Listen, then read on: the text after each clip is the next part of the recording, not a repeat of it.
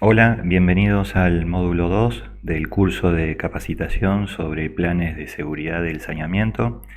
En particular, este segundo audiovisual corresponde a la segunda parte del módulo 2 y en el cual desarrollaremos el tema correspondiente a la descripción del sistema. Como ya hemos visto, las distintas etapas para la elaboración de un plan de seguridad de saneamiento la podemos resumir en 6 etapas, donde ya en el audiovisual anterior hicimos todo el desarrollo correspondiente a la preparación para la planificación, y en esta etapa 2 nuestro abordaje será sobre la descripción del sistema y tiene como objetivo responder a preguntas como, por ejemplo, cómo es el sistema y quiénes o qué actores están en riesgo.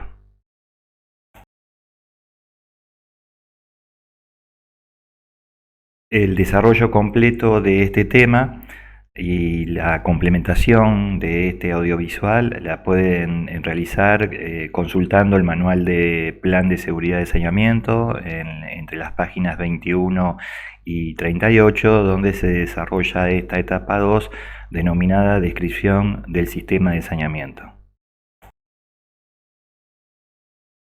En esta etapa 2 dijimos que correspondía a la necesidad de dar respuesta a estas preguntas: ¿en qué consiste el sistema? ¿Quién está en riesgo? El objetivo principal de esta etapa es generar una descripción completa y detallada del sistema de saneamiento dentro de los límites ya identificados en la etapa anterior, que nosotros denominamos como etapa 1. Una comprensión completa de todas las partes del sistema del saneamiento y cómo funciona nos ayudará a realizar las etapas de evaluación de riesgo que desarrollaremos a lo largo de la denominada etapa 3. En esta etapa 2 de descripción del sistema de saneamiento desarrollaremos este tema analizando 5 temas fundamentales, desde el tema A, que es mapear el sistema; el tema B, correspondiente a la caracterización de las fracciones de residuos; el tema C, correspondiente a la identificación de los grupos expuestos potenciales; el tema D, correspondiente a la recopilación de información sobre el contexto y el desempeño; y el tema E, correspondiente a la validación de la descripción del sistema. A partir del desarrollo de estos 5 temas, se considera que tendríamos que estar en condiciones de obtener estos productos que se detallan a continuación: un mapa validado y descripción del sistema, identificados los grupos de exposición potenciales, identificados los componentes de flujos de residuos y peligros para la salud, identificados los factores que afectan el desempeño y la vulnerabilidad del sistema, y una compilación o recompilación de información técnica, legal y normativa variada. Pasamos entonces a continuación a desarrollar el primer tema A, denominado mapeo del sistema. El principal objetivo de esta etapa de mapeo del sistema de saneamiento y reuso, si fuera el caso que tenga que ser incluido, es fundamentalmente comprender la fuente y la ruta de los residuos a través del sistema, a fin de realizar una evaluación posterior de los grupos de exposición que se encuentran en riesgo. Por ello, este mapa del sistema debe seguir la ruta de todas las fracciones de residuos desde el punto de generación, un límite aguas arriba, hasta su uso o disposición en un límite aguas abajo. Cada sistema de plan de seguridad de saneamiento resiliente al clima es único y, por lo tanto, su descripción y mapas deben ser específicos. El método elegido para mapear dependerá, entre otras variables, de la escala y la complejidad del sistema. Para algunos proyectos podría ser o podría resultar útil hacer el mapeo usando un diagrama de flujo del sistema que rastree la ruta de todas las fracciones de residuos. En casos en que el límite del plan de seguridad de saneamiento cubra una comunidad o cuenca hidrográfica, puede resultar útil un mapa geográfico. En las pantallas siguientes iremos viendo ejemplos de aplicación de mapeos del sistema. También es importante agregar que también es fundamental combinar estos diagramas con una narrativa que describa el sistema en detalle. Como complemento de lo que recién expusimos, el diagrama del sistema tiene como objetivo fortalecer la comprensión conceptual de todo el sistema. También clarificar el flujo de los residuos, sean estos sólidos y líquidos, a lo largo de toda la cadena de saneamiento. Se pueden hacer en dos niveles, una descripción general de todas las etapas o pasos y también complementarlo con algún proceso de detalle. Ejemplo, el detalle de la planta de tratamiento de aguas residuales. Es importante en esta etapa de descripción del sistema de saneamiento elaborar los diagramas con suficientemente detalle del sistema. Pero esta etapa de mapeo del sistema tenemos que recopilar una serie de información que nos resulte útil para las próximas etapas que debemos desarrollar. La pregunta a responder es ¿qué información debemos registrar? Y es lo que vamos a ver en la pantalla siguiente. En esta pantalla podemos ver a grandes rasgos distintos aspectos a considerar cuando se desarrolla la etapa de mapeo de sistema o mapa de sistema.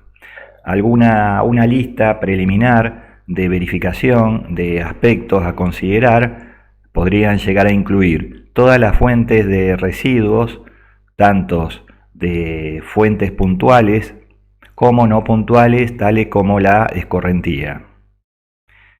También garantizar que se haya tomado en cuenta el destino de todas las partes usadas y dispuestas del flujo de residuos, por ejemplo, uso o disposición para cultivos, peces o animales, suelos, agua superficial o subterránea. También otro punto importante es identificar todas las barreras potenciales existentes que puedan ser significativas, por ejemplo, lagunas de detención, tanques séptimos. También otro punto importante es incluir en el análisis los caudales cuando se conozcan. También otro punto importante es incluir la capacidad o la carga de diseño de los componentes cuando se conozcan. Ejemplo, los flujos de las plantas de tratamiento o límites de cargas, capacidades del sistema de transferencia. Y por último, otro punto importante a considerar también es incluir fuentes de agua de bebida cuando este dato resulte relevante para el sistema o podría resultar afectado por el sistema de saneamiento. Una secuencia práctica para desarrollar el paso de mapeo del sistema lo podemos ver en forma más gráfica en la pantalla que sigue a continuación. Esta secuencia práctica entonces podría llegar a abarcar los siguientes puntos principales. Primero, identificar los componentes del sistema, donde se considera toda la cadena de saneamiento desde la generación de los residuos hasta el reuso o disposición final. Un segundo punto también a considerar en la secuencia es la elaboración de mapas del sistema y donde el método elegido para mapear el sistema dependerá de su escala y complejidad. podrían ser de utilidad utilizar imágenes satelitales y planos. Un tercer punto importante es la descripción de los principales componentes del sistema.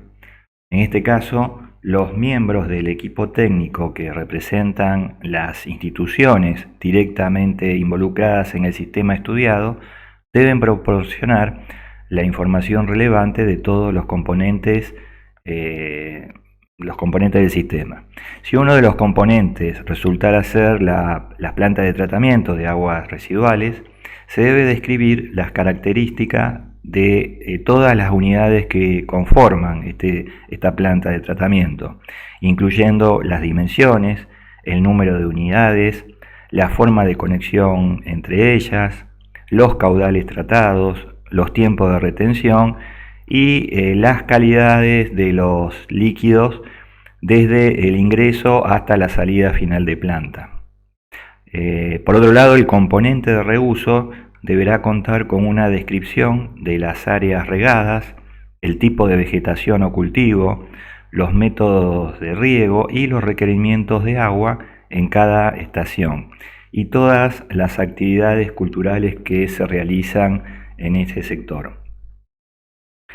Por otro lado, también importa que además de los componentes directamente relacionados con el tratamiento y uso de las aguas residuales, se debe describir también las demás actividades que se desarrollan dentro del sistema, especialmente aquellas que generen residuos. Y finalmente, el cuarto punto corresponde a la elaboración de un diagrama de flujo del sistema que podría llegar a ser o un esquema de ingeniería simple que une los diferentes componentes o un diagrama de proceso del sistema que usa símbolos estándar de flujos de proceso. Lo importante finalmente es que se pueda obtener o que se tenga una imagen completa del sistema de saneamiento con todos sus componentes. En este caso, dentro de esta etapa, podemos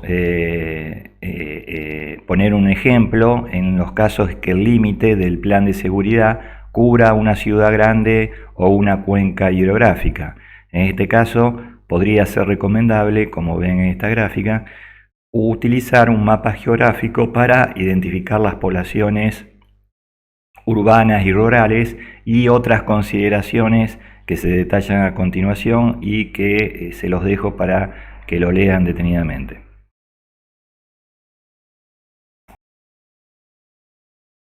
A continuación vemos un ejemplo de un diagrama de flujo simplificado. En este caso podemos expresar que en los sistemas de tratamiento y uso de aguas residuales resulta más útil mapear el sistema usando un diagrama de flujo, de modo que permita rastrear la ruta de todas las fracciones de residuos a través del sistema.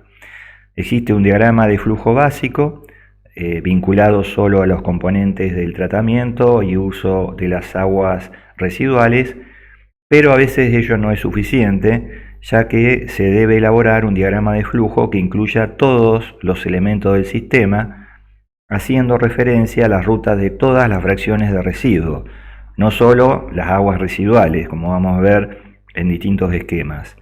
Entonces, evaluando desde su punto de generación, en un límite del sistema aguas arriba, hasta su uso o disposición en un límite del sistema aguas abajo. Como hemos expresado anteriormente, dependiendo de la complejidad del sistema, la ruta puede ser simple y lineal o más compleja y ramificada. También el diagrama debería identificar todas las barreras que se encuentran a lo largo de la cadena. En este ejemplo que está graficado, contiene entonces diversos componentes utilizando, como ustedes observan, gráficos simples. En este caso puede verse que el plan de seguridad de saneamiento fue desarrollado para una planta de compostaje en la que los residuos sólidos urbanos y los lodos fecales se tratan juntos de forma aeróbica en una sola planta. Es decir, fíjense que se recolectan los líquidos residuales a través de inodoros públicos, existe el transporte y la disposición en una planta de tratamiento de los líquidos transportados por los camiones, y los lodos generados se tratan en forma aeróbica junto con los residuos orgánicos recolectados en el sector urbano. Posteriormente, los residuos sólidos, a través de un sistema de compostaje aeróbico, son dispuestos o se utilizan para la aplicación en el campo. Pueden observar que, de acuerdo a los límites establecidos, en este caso el límite establecido está a través de esta línea roja, el límite de estudio, todo el manejo de residuos sólidos, orgánicos en este caso, está fuera del proceso de análisis del plan de seguridad de saneamiento. Pasamos a ver otro ejemplo de diagrama de flujos de procesos, que en este caso es otro método para mapear el sistema, y que consiste en un diagrama de proceso del sistema que utiliza sistemas de flujo de proceso estándar. Este esquema corresponde al sistema de manejo de lodos en el país Filipinas. Fíjense que todo se origina a partir de las deposiciones en un tanque séptico in situ. Posteriormente, a través de un transporte, se lleva a una planta de tratamiento de residuos sépticos, generando un efluente que puede ser reutilizado o va a un drenaje de riego, y se generan subproductos que terminan siendo utilizados para mejorar el suelo o para relleno sanitario. En particular, en este esquema, fíjense que aparecen las iniciales WFLC, que corresponde a distintos actores expuestos como trabajadores, agricultores, comunidad local y consumidores, y que se van a incorporar una vez identificados en cada etapa, y que lo vamos a ver en las próximas pantallas. Pasamos seguidamente al tema B de esta etapa 2, que tiene el nombre de caracterizar las fracciones de residuos. Este tema B de esta etapa 2 tiene como objetivo caracterizar los constituyentes microbiológicos, físicos y químicos de todas las fuentes, y describir los factores que afectarán el desempeño y la vulnerabilidad del sistema. Es importante remarcar que esta información resulta ser muy importante para el desarrollo de los próximos módulos.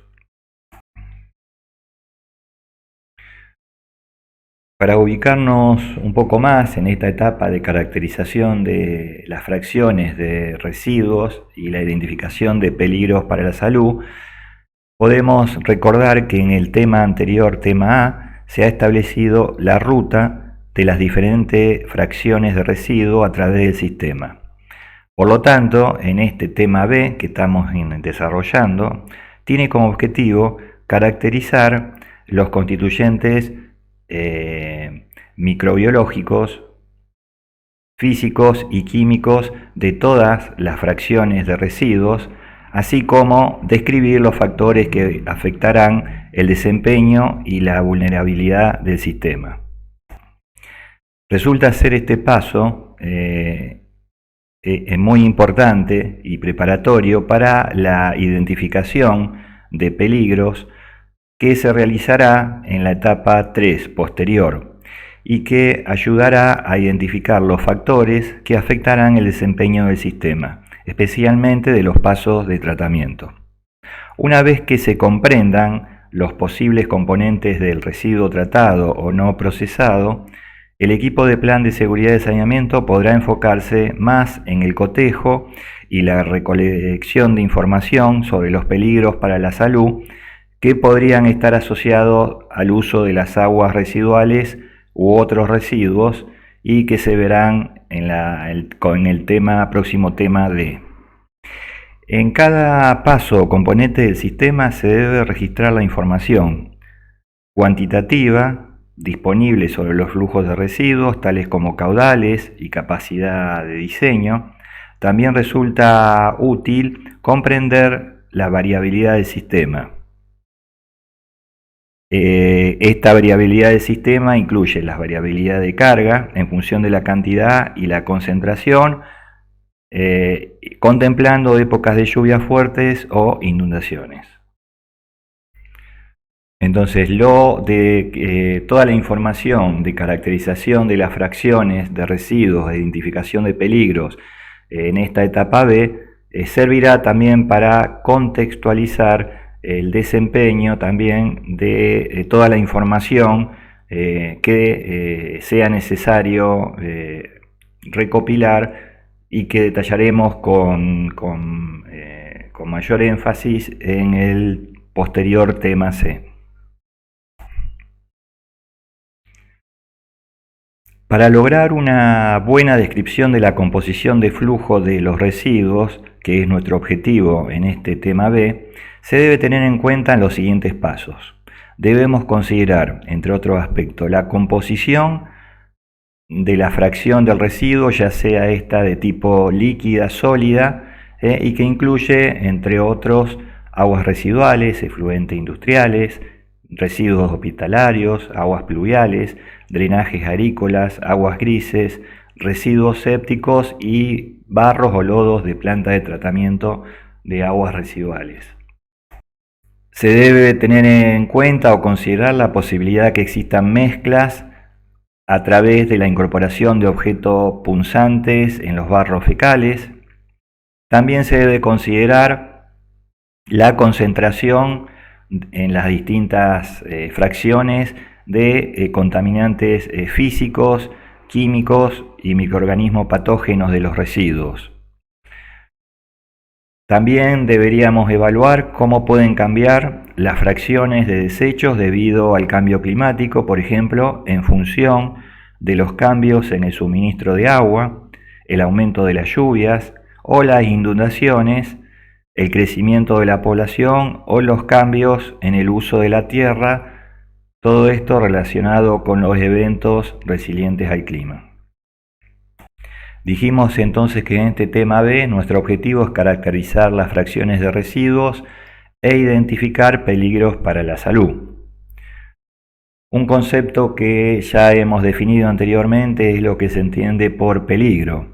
Peligro resulta ser un constituyente físico, químico o biológico que puede causar daños a la salud humana. Y en este caso vemos distintos ejemplos de peligros físicos, peligros químicos o peligros biológicos. Ejemplos de peligros físicos: objetos punzocortantes, olores desagradables. En el caso de peligros químicos, metales pesados en barros, herbicidas, pesticidas. Y en el caso de peligros biológicos, bacterias patógenas, virus, helmintos. Y otro ejemplo, protozoos, parásitos humanos. Habiendo hecho esta muy breve y rápida descripción, que ustedes pueden ampliarla en la bibliografía de referencia respecto a ejemplos de peligros, ya sea estos físicos, químicos y o biológicos, los peligros potenciales para la salud, obviamente, como dijimos, están interrelacionados con la presencia o con estos constituyentes físicos, químicos o biológicos.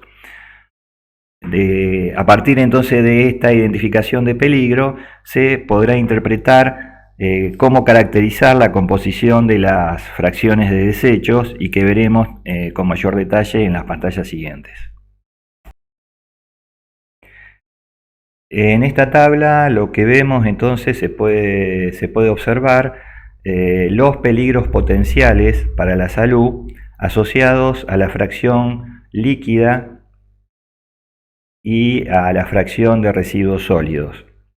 Por ejemplo, por poner un análisis de un ítem particular, en este caso vemos que para las aguas residuales domésticas presentan potencialmente peligros biológicos como virus, bacterias, protozoo, helmintos y enfermedades relacionadas con vectores.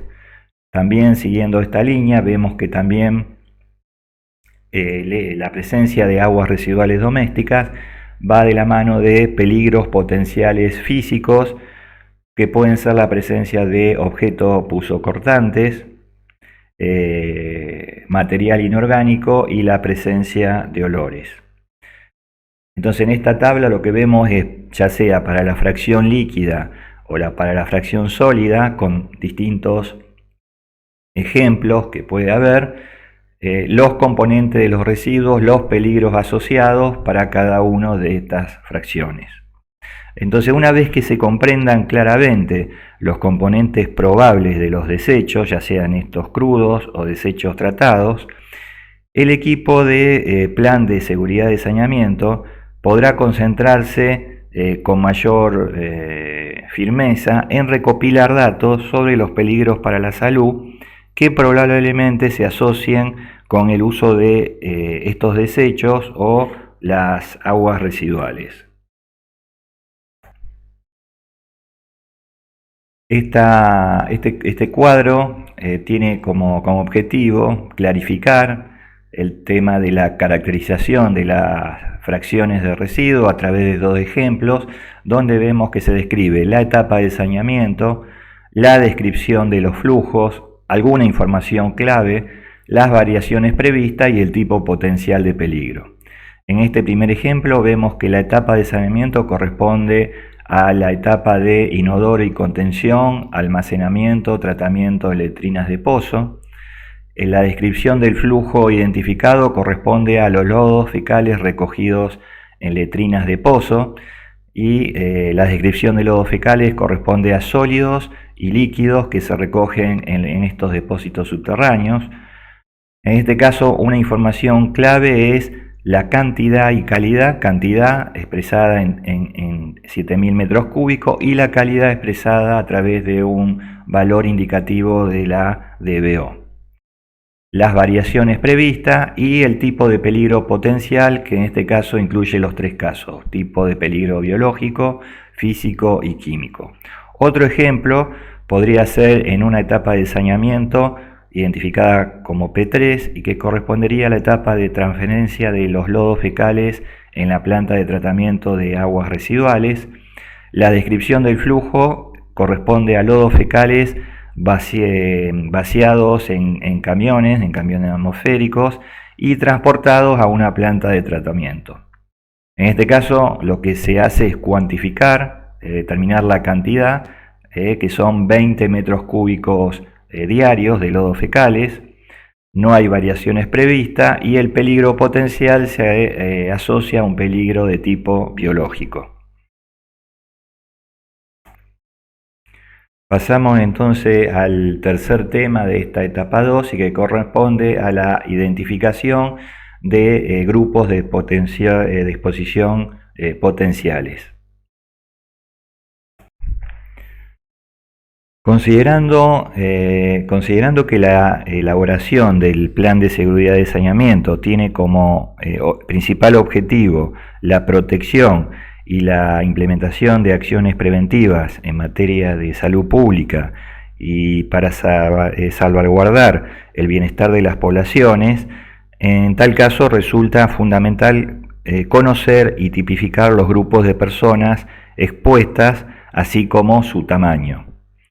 La identificación de los grupos de exposición potenciales tiene como objetivo categorizar a las personas que puedan estar expuestas a un peligro específico y cómo y dónde ocurren estas exposiciones dentro del sistema. Esto permite realizar una priorización adicional de las estrategias de control, así como de los grupos de exposición potenciales en la evaluación de riesgo que forma parte de la etapa 3 que veremos a continuación. La identificación y caracterización inicial de estos grupos de exposición es una parte integral de esta etapa 2 y, si es posible, se debería considerar, entre otros aspectos, la ocupación, la ubicación en el sistema, sexo, edad y situación socioeconómica, entre otros aspectos. Resulta fundamental remarcar que esta clasificación en la identificación de grupos de exposición, y como ya lo vimos en una pantalla anterior, debería ser añadida al mapa del sistema que ya comenzamos a elaborar en esta etapa 2, en particular en el tema A.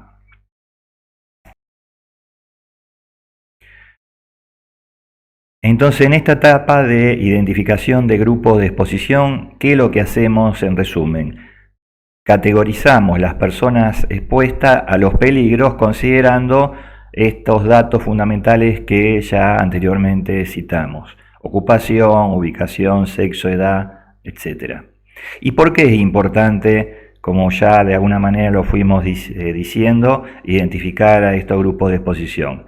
Porque permite una priorización adicional de las estrategias de control y permite definir estos grupos de exposición potenciales para la etapa siguiente, la etapa 3, correspondiente a la evaluación de riesgos.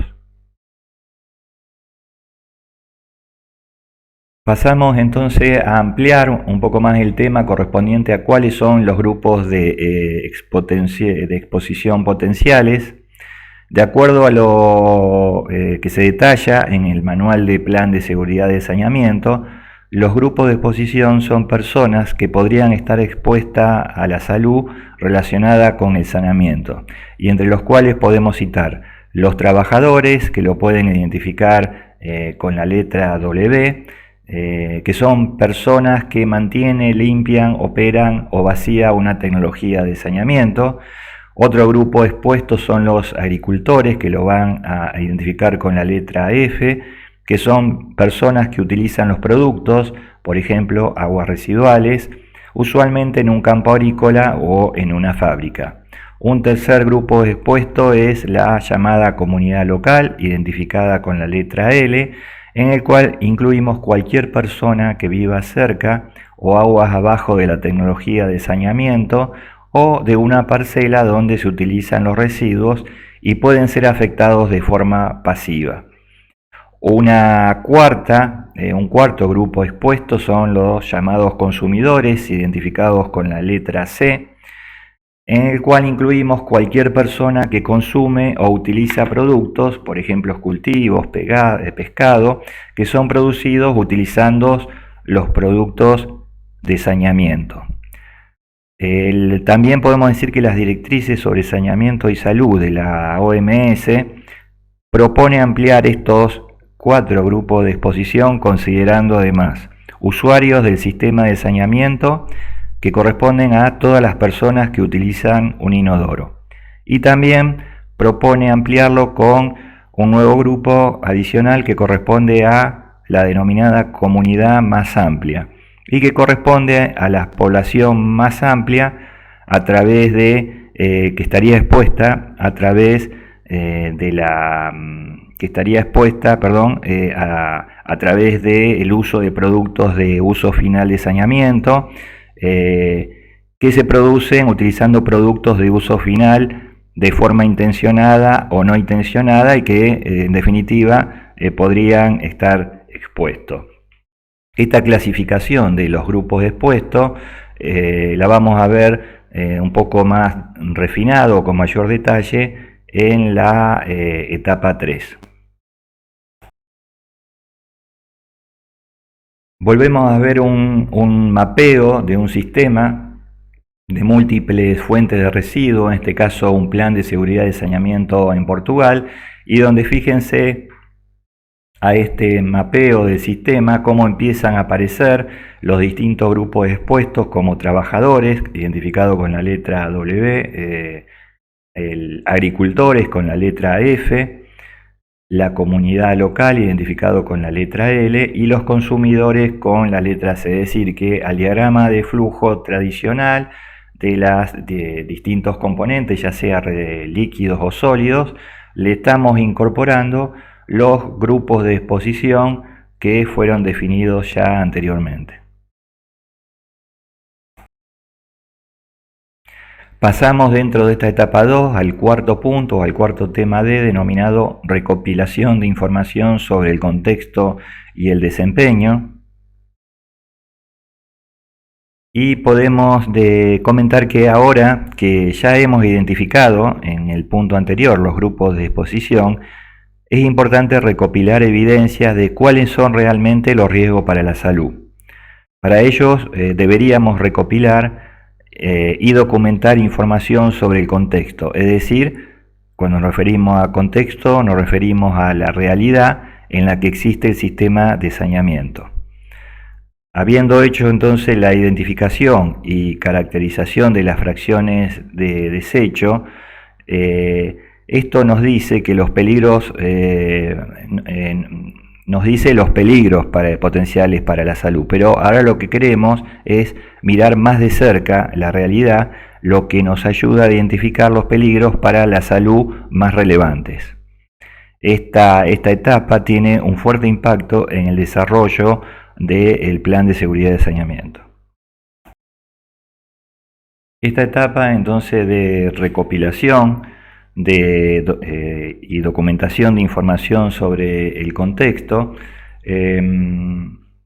se debe realizar a través de información de distinto tipo y variada, entre la que podemos poner algunos ejemplos orientativos de cómo encaminar la información que debemos considerar. Debemos entonces considerar información relacionada con aspectos de regulación y estándares de calidad, de certificación y auditoría, certificación de productos químicos, también información respecto al desempeño del sistema, entre otras información que podamos recabar es registros de monitoreo y vigilancia, datos epidemiológicos, tipo y cantidad de productos que se elaboran, datos demográficos y también, ya que siempre hablamos asociamos el análisis de plan de seguridad de saneamiento con los aspectos climáticos, en particular con este punto, cambios estacionales e impactos en las cargas contaminantes, datos de cultivos estacionales y de cosechas y también datos correspondientes a cambios climáticos. ¿De qué depende el alcance y la calidad de los datos que tendríamos que recopilar? Bueno, el nivel y la calidad de los datos recolectados depende de los objetivos del plan de seguridad de saneamiento. También las condiciones de los recursos humanos, financieros y de tiempo, el nivel de la información relevante que se necesita y la disponibilidad y calidad de la información disponible. La información deseada podría encuadrarse dentro de muestreos ambientales, estudios epidemiológicos y evaluaciones ambientales. Sin embargo, sería suficiente recopilar información secundaria como reportes y estadísticas oficiales del área de salud, así como literatura y artículos de investigación. También es importante o ideal obtener información primaria a través de observaciones directas y una recolección participativa. Las fuentes de información más frecuentes se direccionan hacia la autoridad de salud, la autoridad ambiental, las entidades de agua y saneamiento, las entidades de usuarios de los residuos y también los productores y comerciantes de los productos obtenidos usando estos residuos. Haciendo una recapitulación de lo que hemos visto hasta ahora, podemos decir que en esta etapa 2, en el tema B, identificamos las fracciones de residuos. Luego se identificaron los peligros potenciales para la salud. Luego se analizaron los datos contextuales de contexto y salud. Y ahora posteriormente deberíamos complementarlo siendo capaces de determinar cuáles son los peligros para la salud relevantes. A tal efectos necesitamos utilizar datos epidemiológicos y ambientales cuando estén disponibles. Por ejemplo, si los elementos han sido identificados como un peligro potencial para la salud, la caracterización apunta a determinar qué especies son endémicas y en qué medida. Pasamos ahora a hablar acerca específicamente de la recopilación de información sobre peligros de tipo biológico. En tal caso se debe recopilar información sobre las condiciones de la enfermedad y las concentraciones de patógenos. Y cuando hablamos de patógenos, hablamos de patógenos de transmisión entérica y urinaria que existen en la comunidad, también enfermedades transmitidas por vectores y también información sobre peligros biológicos en fracciones de residuos relevantes. En este caso, datos referidos a Escherichia coli y huevos de mintos. Toda esta recopilación de información, ¿de qué fuentes podríamos valernos? Bueno, para obtener información sobre la presencia o ausencia de una enfermedad o patógeno específico, una revisión de la literatura de escritorio puede brindar información adicional. También se puede obtener información de las autoridades de salud pública que tienen acceso al sistema de información de salud de rutina. Pero cabe aclarar que esta información a menudo subestima la prevalencia de la enfermedad y depende del sistema de vigilancia médica existente. También la consulta del personal que trabaja en los establecimientos de salud dentro o en las proximidades del área de estudio también es una forma útil de obtener la información requerida. Idealmente se deben consultar diferentes fuentes de datos para obtener información confiable.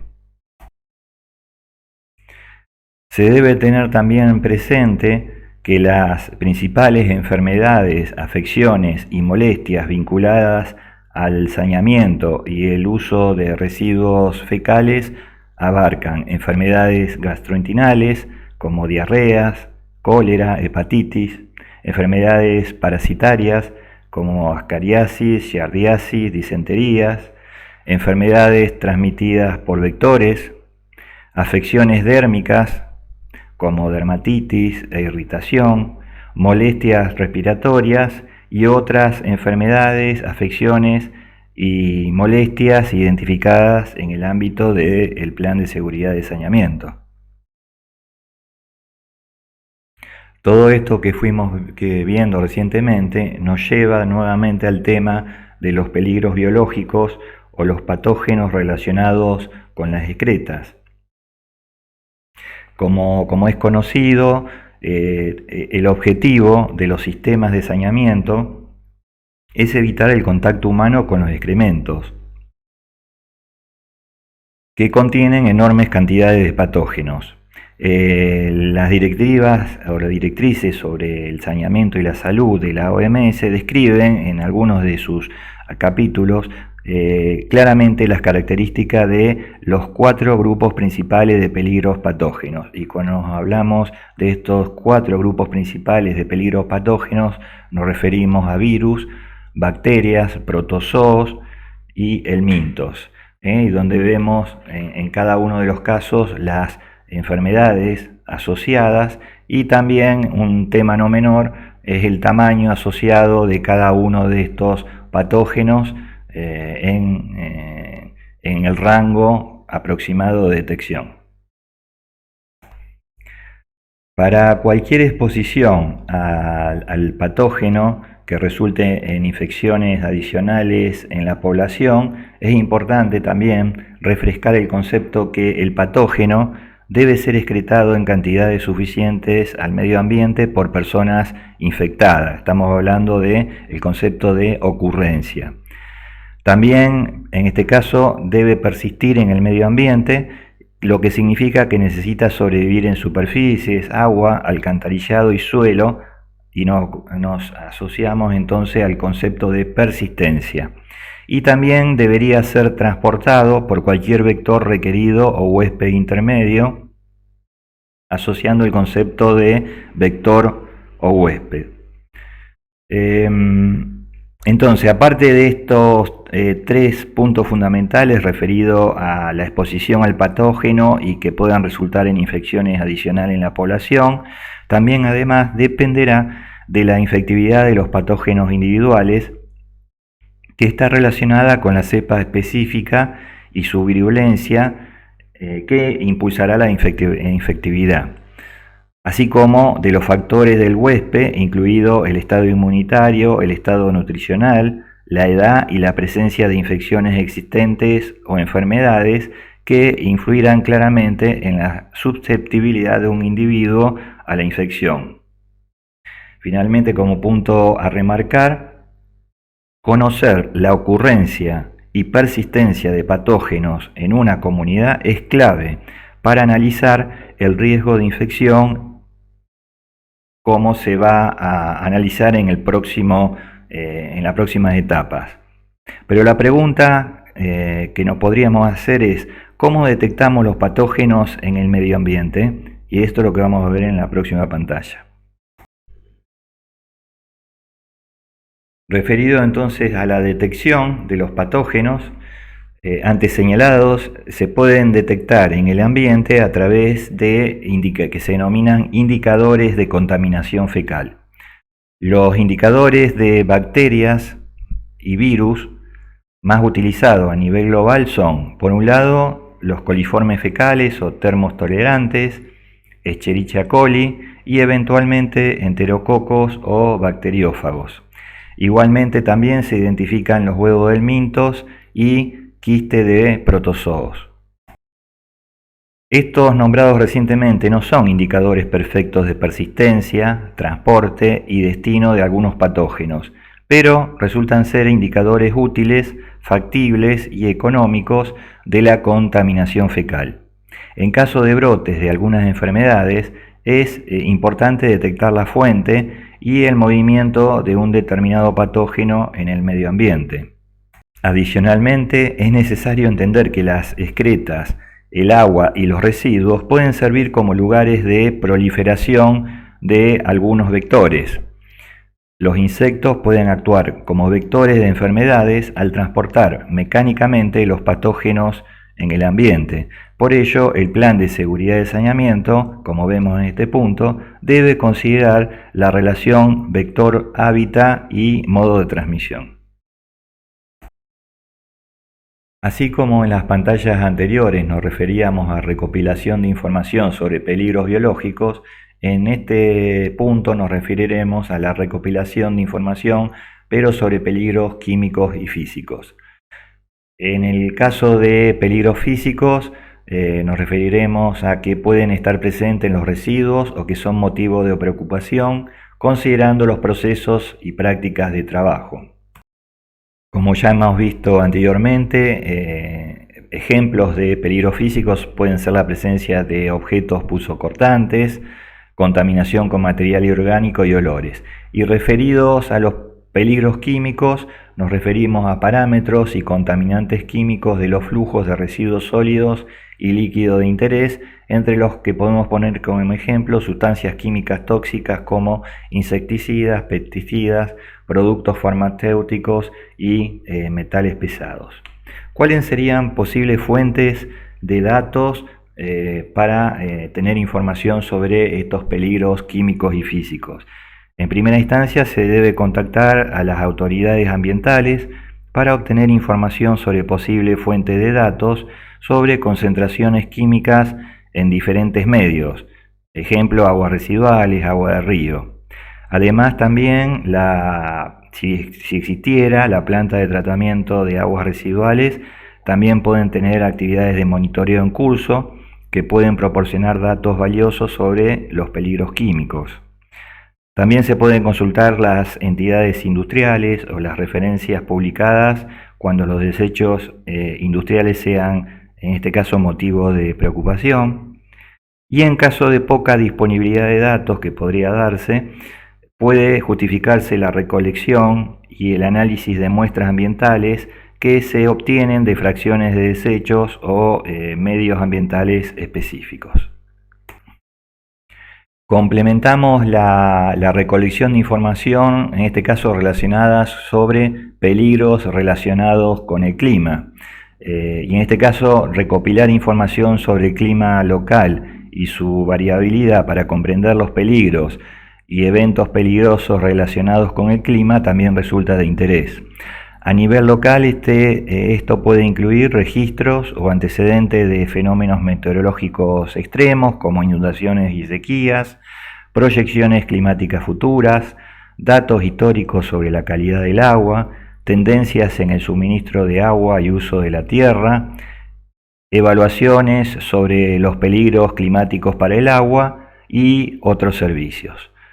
Las fuentes de información pueden ser las evaluaciones regionales de la vulnerabilidad climática y también como dato complementario o fuente de información el conocimiento general de la comunidad. Pasamos finalmente a este último punto correspondiente al tema E de la etapa 2, que tiene el nombre de validación de la descripción del sistema. Entonces, en esta etapa de validación de la descripción del sistema, podemos decir que al realizar previamente las etapas 2A a 2D, anteriormente ya descrita, necesitamos validar si la descripción del sistema es completa y precisa. Esto debería proporcionar evidencia de las características del sistema declarado y el rendimiento del sistema. Para esto es necesario porque las etapas anteriores, es decir, la 2A a la 2D, probablemente sean principalmente un ejercicio de gabinete, de escritorio. Entonces, solo a través de la investigación de campo podemos saber si, por ejemplo, la eficacia de tratamiento declarada es cierta y de acuerdo a lo previsto.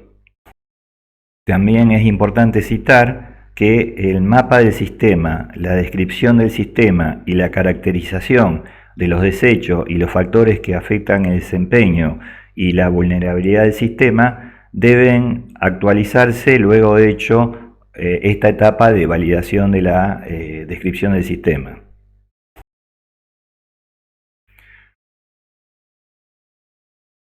Dijimos entonces en la pantalla anterior que las etapas preliminares generalmente involucran trabajo de escritorio. La pregunta que podemos hacernos es cómo validamos la descripción del sistema, para lo cual hay una serie de métodos para llevar a cabo la investigación de campo, como son inspecciones sanitarias y vigilancia, discusiones de grupos focales, entrevista con informantes claves y recolección de muestras para prueba de laboratorio si fuera necesario. La evidencia como hablamos anteriormente, la evidencia de la supuesta evidencia del tratamiento podría obtenerse de una combinación de programas de prueba, referencias técnicas o datos de validación del proceso inicial. En este caso, un ejemplo, la eficiencia, entonces, como dijimos, de un proceso de tratamiento de aguas residuales podría ser complementada con la toma de muestras específicamente y obviamente el correlato el análisis de estas muestras en el laboratorio.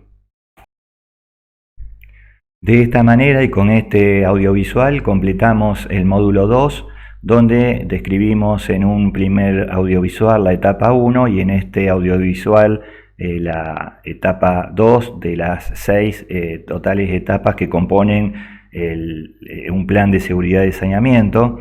Les recuerdo que para ver con mayor detalle otros aspectos sobre este tema desarrollado, pueden consultar la bibliografía disponible en la plataforma. El próximo audiovisual que vamos a desarrollar corresponde al módulo 3 y más específicamente a la etapa 3 dentro de las distintas etapas de planes de seguridad de saneamiento que vamos a desarrollar y corresponde al tema identificación de los eventos peligrosos, evaluación de las medidas de control existentes y los riesgos de exposición. Muchas gracias entonces.